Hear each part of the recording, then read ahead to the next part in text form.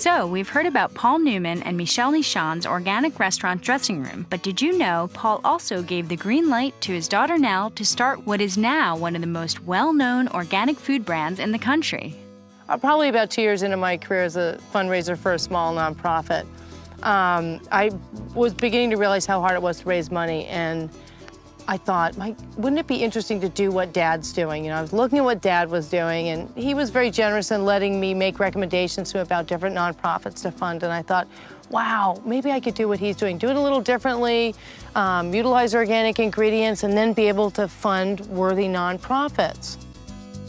In 1993, Nell approached Paul to start Newman's Own Organics, a totally separate entity from Newman's Own. Newman's Own offered a few organic options, but Nell's vision was a line that sold all organic fare. But convincing her dad, a meat and potatoes kind of guy, wasn't easy. To convince Dad that it was a good idea was a little tricky. You know, his experience with what he thought organic was, my mom's efforts to make stuff in the 70s, like nut loaf with yeast gravy, which probably wasn't organic anyways and just tasted awful. In order to add an organic division to Newman's Own, Nell knew that she had to convince her dad that eating organic isn't what it used to be. So she secretly made an all-organic traditional Thanksgiving dinner to change his mind. And I made his 100% organic Thanksgiving dinner, very traditional, you know, turkey with peas and stuffing and mashed potatoes and pumpkin pie. And when he finished wiping his plate clean, I said, so, how'd you like your organic Thanksgiving dinner? And he got it. He understood it didn't have to be heavy in whole wheat to be organic. It could be regular food. And so that was his aha moment. The misconception used to be that organic was, you know, funny looking and wrinkled and didn't taste good. And that is completely changed. Organic produce looks beautiful, tastes good. That's why chefs use it.